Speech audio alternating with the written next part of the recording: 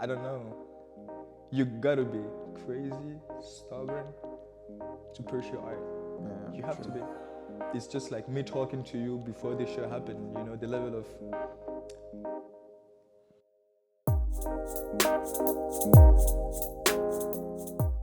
Here we go. So, hello and welcome to the next episode of aaimba Conversations. Today I'm very excited to sit here with a very young artist, very talented and very motivated to do big things. It's Jerry Helle. thank you. Welcome very much to this conversation, to our studio, to the gallery. And I'm happy to have you here, finally. It's been a long time since we've been talking back and forth, like what is going on, what are we going to do together, and finally you're here, and we finally have that exhibition with these amazing works. As always, I start with the same question that I ask every singer, artist, or every person that I'm talking to about art, is what is your passion? Why did you start doing art, and how did it start? That's very interesting. I think when it comes to art, the reason why I keep on doing art is just because I never stop doing art. Interesting enough, as in, there's lots of things that I started and I never followed through. But with the art, it's just like this need for continuous doing, you know. So that's even why in the first place it began, and that's why till now I keep on doing just the art. What is a passion? I don't know. I don't think sometimes it's even passion. I think it's just like the discipline, putting yourself to the work, even if you don't want to be at the studio. Because most of the works present today happened as a result of just showing up at the studio, you know, and nothing really intentionally planned. So, yeah, I think it's just the drive, the love for it. And I think to me, if there's not love when I'm doing something, it's kind of pointless. And I think within the 2 years of our conversations, you have this idea of me. If it's not going the way I want it with the love needed, just not gonna do it. Yeah, I'm stubborn. Yeah, I noticed that. But anyway, you said like it's the love that you have Right. for what you do, and of Right. course the art itself, creating Mm. something out of nothing. So, what would you say, or at what age would you say that you discovered your passion for art, or at which age did you discover that you have to go that path, or that you Being fair have to do enough, I think I had a convo with my mother 2 years ago, because it's 2 years ago that I kept on saying, oh, I want to go to an art school, or I want to, like, you know, because I was studying business back then. Funny enough, business consulting management. And I pushed this idea on, okay, I think business is great, but art is what I want to do. So I started applying to universities. Actually, I just applied to just one, and that is Willem de Kooning in Rotterdam. And doing it for me was sort of a challenge. They only take 10 people yearly, so it was like, am I fit enough to get in there? They took me in. And they even gave me an extra year. They told me, hey, take your time. Even if you want, you can come the year after that, and we're still waiting for you, you know. So it was that, that was a click, definitely. But having convos with my mom at that point, when I was pushing the idea of going to art school, she said, hey, if I'm being honest, since a kid, you've always had this idea of wearing very colorful clothes, wearing colorful socks, or you've always wanted to wear my shoes or wear my clothes. I didn't know that I wore my mom's clothes, and she let me do that. So I guess that's it has always been, you know, starting with fashion, then just touching fabrics and just interacting with, you know, just surfaces and different people. My dad as well used to just put me in his car and say, hey, Jerry, let's go buy some artworks. So I think it's just, you know, that direct environment, and constantly even living in a house full of paintings, and workers would come home to maybe do a mural. I would be just right there sitting and just watching them. So I guess it's something that, as a result of just being part of it, naturally just picked it up from there, and I just told myself that's what I think I can do best, the art. Amazing. So you didn't it was no struggle for you, like, to convince your parents, like, that you want to be an artist and you want to live the life of an artist. I mean, there is this notion that most artists are starving. They don't make any money. Right. It's hard to Right. like really feed yourself. Right. It's, Right. not speaking of feeding a family. Mm. So was it easy for you to like convince your parents, like, okay, that's the path that I want to go, and they said, okay, yes, you can cancel your Yeah, education. education. You can cancel everything that you want to do, that we promised you in life. Was it easy for you, or was it easy for your parents? I would say yes and no. I think when I started it, I wasn't even trying to convince anybody, and I think that's where the whole beauty even laid between, because I was past what my dad or my mom would think. At that point, I was just, okay, I'm gonna do me. I don't know how, but that's what I'm going to do. And how did they react to that? that's personal. Dad, if you ever see this video, I miss you. That's basically what happened. You know what I mean? Okay, but I respect that. I respect that. No. Yeah. I mean, I'm cool with it. I'm respect that. Yeah. I respect that. Okay. So that happened, but my mother, though, number one supporter. You know, Okay. she was always like, "Hey, if I'm being honest, since a kid you've had this in you, just keep it going. Like, do not stop." Yeah. And back to the idea of a starving artist. I think when you're well surrounded, you never starve. There's always the next story, the next person who would offer you something. So I'm never really starving. True. So it's a mindset. Yeah. I think at some point it's more than just being an artist, or you'd want to really do this. So if my kid ever said he wanted to be an artist, I don't know. We have to think about it. Yes. So you're picky with your kids, but you're like, you yourself, like, I'm gonna do what I want to do. I mean, I would definitely, guide them through. But I don't know. You gotta be crazy, stubborn to pursue art. Yeah, You have to true. be. It's just like me talking to you before the show happened. The level of confidence or being comfortable to say what I have to say and tell you this is what I'm thinking, or this is how I think I should say things. I'm sure at some point you were telling yourself, this little kid is crazy. Not just someone. Exactly. Not just one point, but many. But I respect that, because that's also what I look for. If I see an artist, I look for this, because I believe you have to be a bit crazy, Yes. to really tell yourself you are an artist and you want to go that path. So I respect that in a person, especially as an artist. Right. When you tell me, I'm looking for your craziness. Right. I'm searching for that, and once I find that, I just have to find a way to make our energies like combine. Synergy. Yeah. Exactly. Exactly, you said it. And that's basically what I always try to do and always try to find. But it's not about me, it's about you today. Right. Tell us more about your upbringing.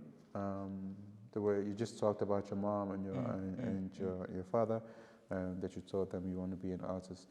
Can you give us like some sort of a path from your, let me say, okay, that's maybe a bit big, but your first memories until now? Right. So how was your childhood, and how did you feel? Where was you born, and where do you have your first memories? So I was born in Washington, D.C., and we moved to Cameroon, and I'm a middle child, by the way. So I think everybody can understand what middle child is. I don't even have to go further. But if I want to just, give a little bit of an insight, parents are too busy focusing on the first child or the last one. So you're in the middle, you just have to be finding a way to navigate. So as a result, I think I became this sort of people's pleaser. I had to make sure I was seen, that my voice is, loud enough to have my siblings, my parents giving me 1 second of an attention. And funny enough, my earliest memories of me actually doing art was me painting to give to my dad because he was a very busy person. So me painting to give the painting to him was sort of he would put it in his office and he would get to sit and think of me every day. And I even remember when I told my dad 2 years ago about the art, he told me, Jerry, you know, I'm always going to love you. And matter of fact, when I go to my office, I still look at your painting, I think of you, and I still support you. It's just that it doesn't work that way with me, at least. So that's how even painting to me was a sort of part of me that I think if I would give to someone, they would read through me. So yeah, so my first collector was actually my dad. So that's why I believe he's still my best supporter. No matter where he thinks he is or doing right now, I know at some point he would. I even thought he was going to be here yesterday. I don't even know why. Okay. You know? That would be nice. Yeah, I think at some point he will show up. Don't worry, I think he's going to come to many So, of the shows. so to me, basically, it's this idea of being a child, being in the middle, seeking for the attention, validation of others. And I think that growing up, I just realized, you know, that my art is singular to me and that I cannot do it to please the outside. I can only do it to please my inner self, my inner child, because that inner child was always missing on something. So, surrounded with the works we have here today, to me, it's a sort of, that's my story. That's how I visualize life, at least. And then You say you was born in Washington D.C. Right. in the U.S. Yes. And then you moved to Cameroon. Yes, right. So at what age? How was the transition for you? I mean, for you, you're just 23 years old Right, now. right. So it seems like a lot. Like for I don't know what age you were at that time. But how was the transition, like moving from the U.S. Back to Cameroon? Right. A totally different continent and a totally different country. How was that for you? I think the beauty was the fact that I was still pretty much young. So when you're young, changing to anything is pretty much not conscious, you know. So I didn't have. About which age? At what age? The fact that I don't even remember that means I must have been very young. Yeah. 1, 2-ish. Like Okay. it's not. It's really vague. So early. You Yes, didn't very- have like. I thought it was like maybe in the kindergarten or when you already No. had some friends. No, and no. You didn't want to lose them, No. so it was. But in Cameroon, being in Cameroon, I think I changed schools 5-6 times, which is crazy. And that is when I had the idea of, oh, I am missing this part. I am missing this friend from that school. So it wasn't even about the distance in itself, you know. I could have been still in Germany, but I still miss a part of certain things. So I think it was the same idea. But I was in Texas again last year in Houston, last year. So going back again was it was weird. It's beautiful, weird, as in I don't know. It's just so American. I don't even know how to explain it. It's just America, you know. The big trucks, the cowboys. It's real. And then there was no train system. I had to be driving all the time, or it's different. It's just different. I don't even know how to pinpoint. But the thing is, I love those differences. You know, I think again, it's me traveling this world the way I do, is to be able to be the voice for the voiceless at some point if I ever get the chance. So I listen to what that has to say, and through my art, I pass across, channel different messages that way. Okay. Yeah. And so, living in Cameroon. The way you just said it, you moved back and forth in the US, right? Yes. US and Cameroon. And a lot of Europe as well. Europe, a lot of going to France a lot of times, yes. Okay. Because family too. Okay. And now you live in Germany, Köln. Right. Cologne. Right. So, how did that came about, and why moving to Germany, and why not any other state in Europe or country in Europe, and what was the decision for you, and why did you choose to be in Köln? Why did I choose to be in Köln? That's a good question. Actually, I had the option as well of being in Bremen, but Bremen wasn't really an option because to me it was very far off, very countryside village-like. Yeah. And I always see myself as this kid who is very much interested in change, constant change. Like, you know, to me, the only constant thing is change. So Bremen wouldn't have made sense. So choosing Cologne as well. Or let's even get back just to Germany. I didn't have to choose. My dad had a plan for the family. Oh, okay. Yeah. So I think that me just being even in Cologne for him was, no, it's too international. It's too, you have to focus on one thing, you know? And I then made the choice to be in Cologne if I was to ever be in Germany. And that was because I just Googled what were the big cities, but not too big. So I could convince my dad of why I could not go to Berlin, but why I can go to Cologne. And Cologne seemed pretty good, so that's why that's why Cologne, in fact. Yeah. Yeah. So it was a choice that wasn't really made by me, but then I found a way to make it me in that sense. Yeah. Okay. Yeah. Beautiful. So I want to dig a bit deeper into your personality, like your character, who you are, because I feel like you're a very special person, in the sense of like being as a young artist as you are, and also being able to pull off artworks like the ones we see in our backgrounds.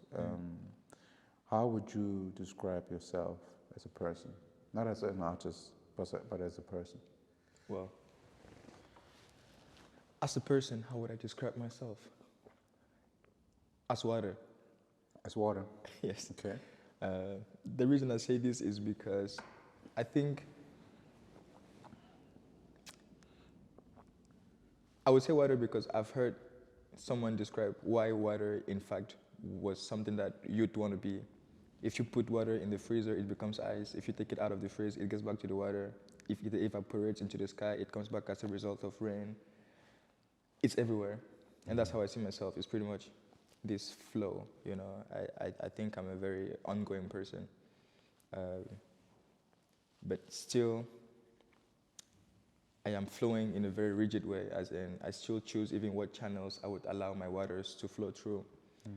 And I think it basically comes from this idea of, you know, we should have a say with things that we think we create and things that we do.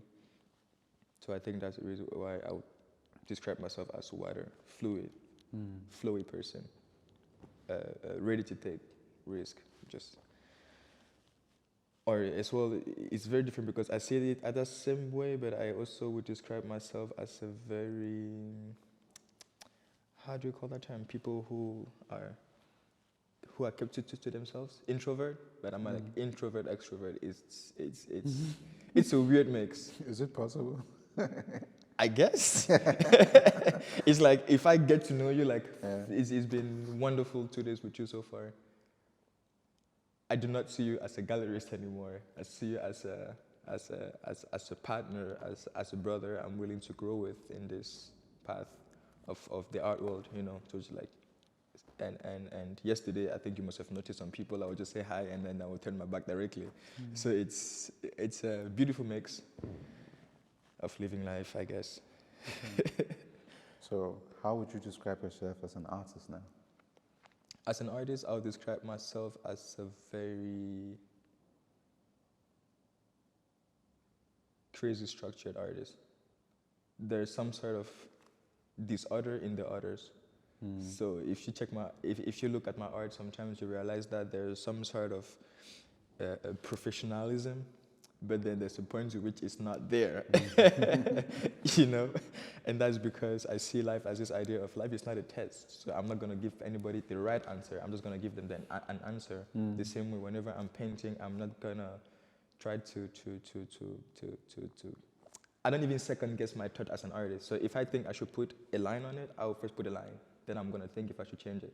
So I'm pretty much a risk taker, an entrepreneur in my art.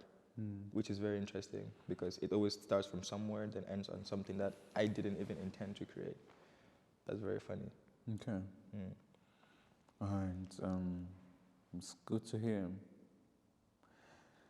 So I think we're gonna end it right here. Right. Yeah, that's the first part of our conversation. I'm happy I get to know your inner self, your upbringing, Right. and also you've been talking about your family as well.